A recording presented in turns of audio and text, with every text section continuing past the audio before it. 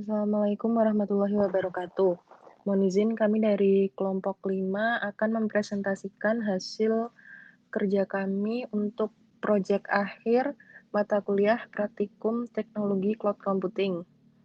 Kelompok kami beranggotakan 1. Marcella Silva Dintalas Tetria, NIM 123180133, 2. Fauziah Ahmad Inayanti, NIM 123180097, 3. Isnaniar Ibtihal SK Salam, NIM 123180088, 4. Nada Salsabila Imari, NIM 123180126.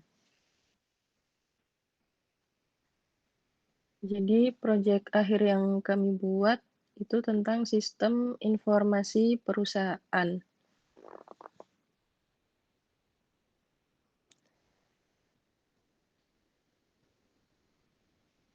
Jadi di perusahaan itu ada 2 kantor cabang, yaitu kantor 1 dan kantor 2. Data yang akan disimpan adalah data karyawan. Data-data yang dibutuhkan pertama NIK sebagai primary key, 2. Nama karyawan, 3. Jenis kelamin, dan 4. Sektor.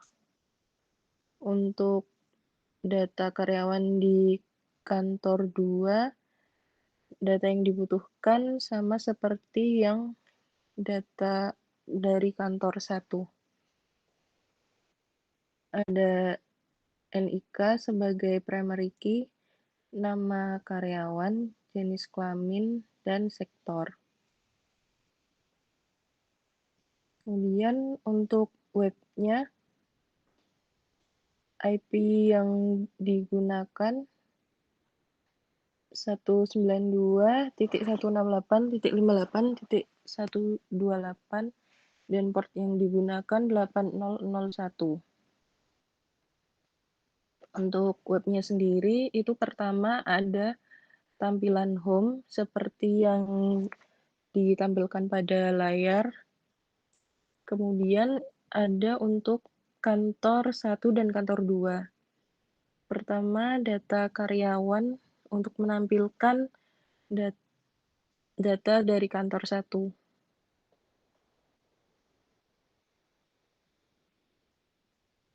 Berikut tampilan untuk data karyawan kantor 1. Dari sini bisa dilakukan tambah data untuk karyawan kantor 1 dengan mengklik tombol tambah data.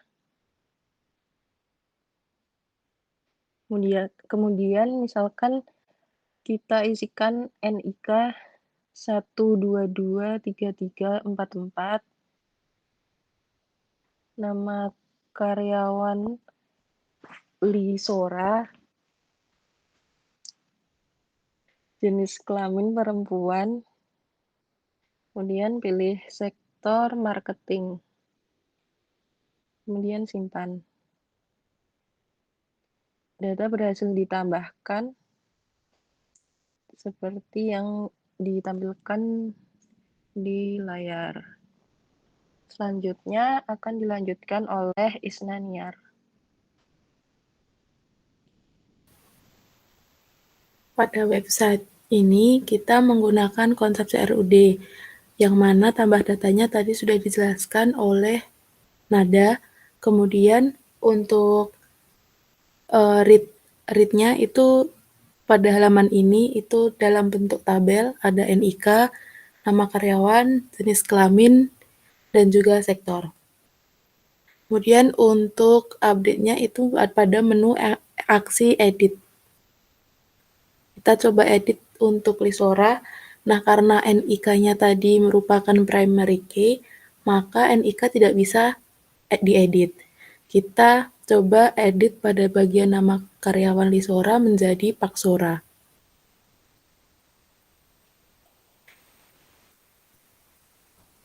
Dan pada sektornya diganti menjadi HRD. HR.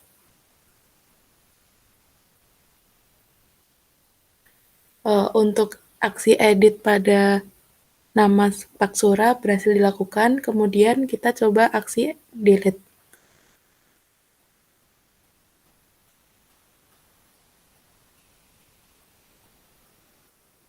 Data berhasil dihapus. Kemudian untuk tampilan navigasi di samping kiri, itu terdapat home, kantor 1, dan juga kantor 2. Nah, untuk kantor 1 dan kantor 2 itu terdapat drop down yang ada data karyawan dan juga tambah data. Selanjutnya kita coba untuk menu drop down pada kantor 2 yang tambah data. Kita coba dengan memasukkan NIM 10021 dengan nama karyawannya Lisa, perempuan, dan di sektor produksi.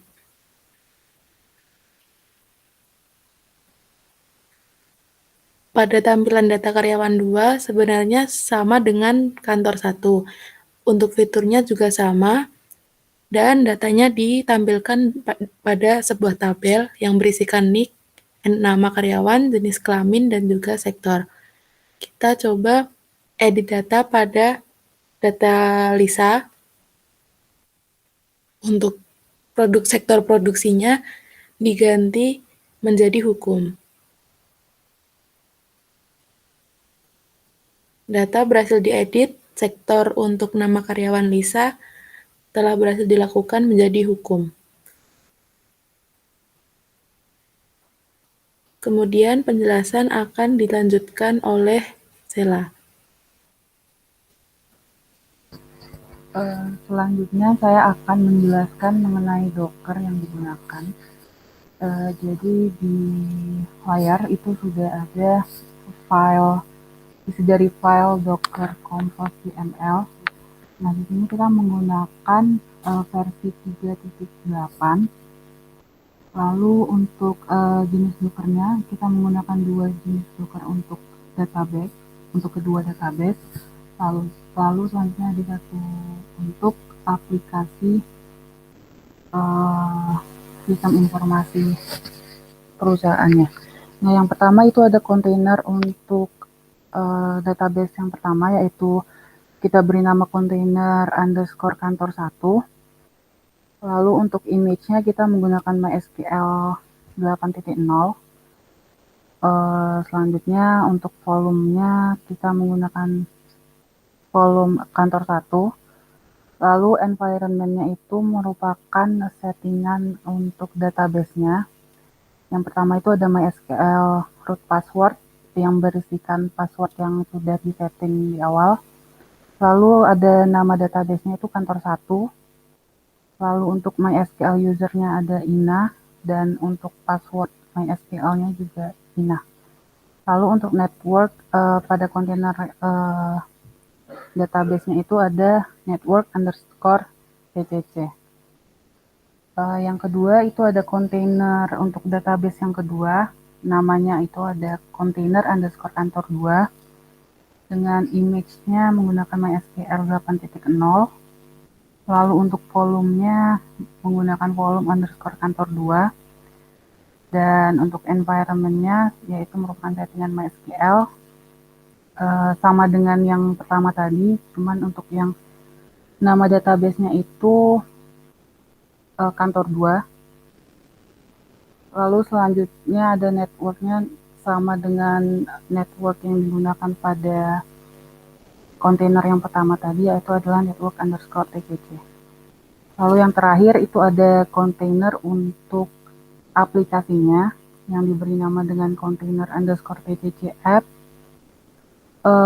Lalu ada depends on. Jadi untuk depends on itu kontainer underscore tcc app itu akan dijalankan apabila kontainer kantor 1 dan kontainer kantor 2 itu sudah dibuat. Lalu untuk networks-nya kita menggunakan network underscore tcc sama dengan network yang digunakan pada kontainer kantor 1 dan juga kontainer kantor 2. Lalu untuk ports-nya kita menggunakan ports yang available yang belum digunakan, yaitu ports 8001.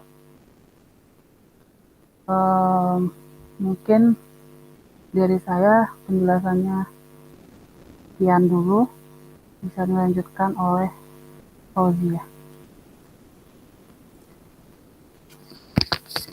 Nah, baik, untuk selanjutnya saya akan menjelaskan membuktikan tentang apakah website yang sudah kami buat ini persisten atau tidak. Nah, sebelumnya tampilan awalnya seperti ini. Tadi saya sudah membuka putihnya dan sudah login. Sekarang kita langsung saja masuk ke directory file dari aplikasi yang sudah kami buat ini. Nah, setelah berhasil masuk, kita ls dulu, melihat isi directory tersebut. Nah, di sini sudah ada file-file yang tadi untuk membuat atau membangun websitenya. Lalu kita akan melihat Docker Compose-nya.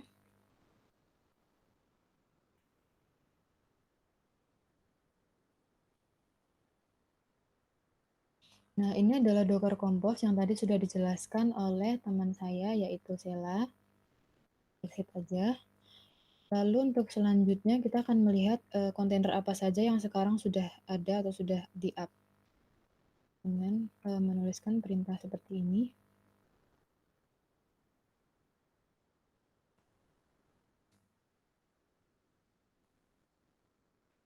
Lalu kita masukkan passwordnya. Nah, untuk Docker yang sudah di-up tadi, yaitu ada 3, karena tadi kita menggunakan 2 database. Kontainer yang pertama ini untuk kantor 1, lalu kontainer yang kedua ini untuk kantor 2, dan kontainer yang TCCF ini untuk memasukkan kedua kontainer tadi dan menjalankan aplikasinya. Nah, untuk selanjutnya kita buktikan apakah websitenya ini persisten, maka kita coba dulu untuk ngedownin Docker yang sudah kita up tadi.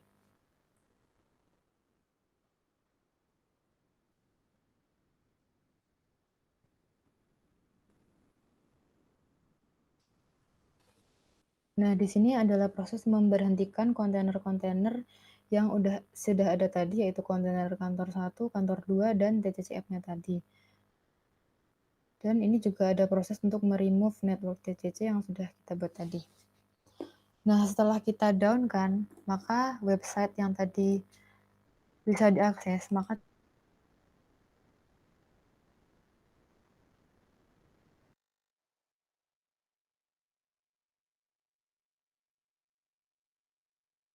kontainer-kontainer yang tadi. Kita coba lagi untuk meng-up-kan kontainernya.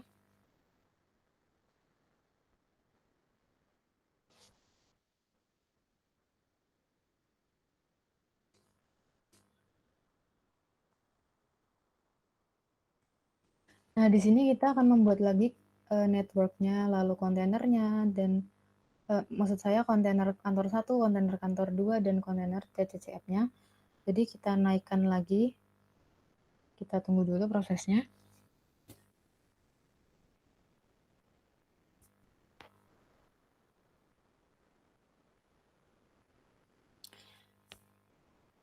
Nah, setelah berhasil di-up, dia sudah berhasil meng-up lagi kontainer-kontainer tadi. Kita coba cek dulu. Apakah sudah ada lagi kontainernya.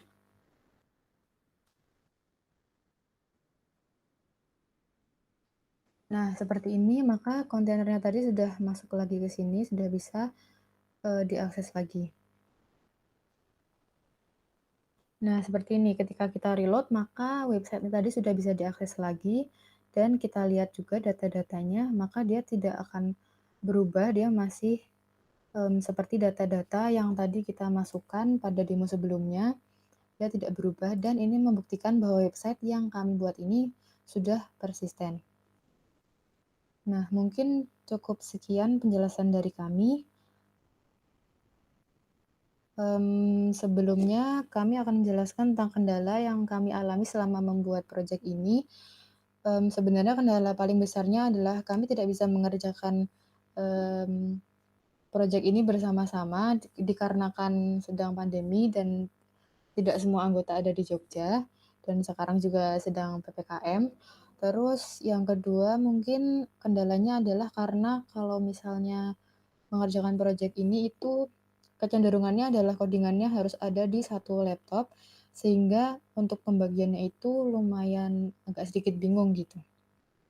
Nah, mungkin sekian presentasi dari kami, dari kelompok 5. Mohon maaf sebelumnya apabila banyak terdapat kesalahan. Terima kasih. Wassalamualaikum warahmatullahi wabarakatuh.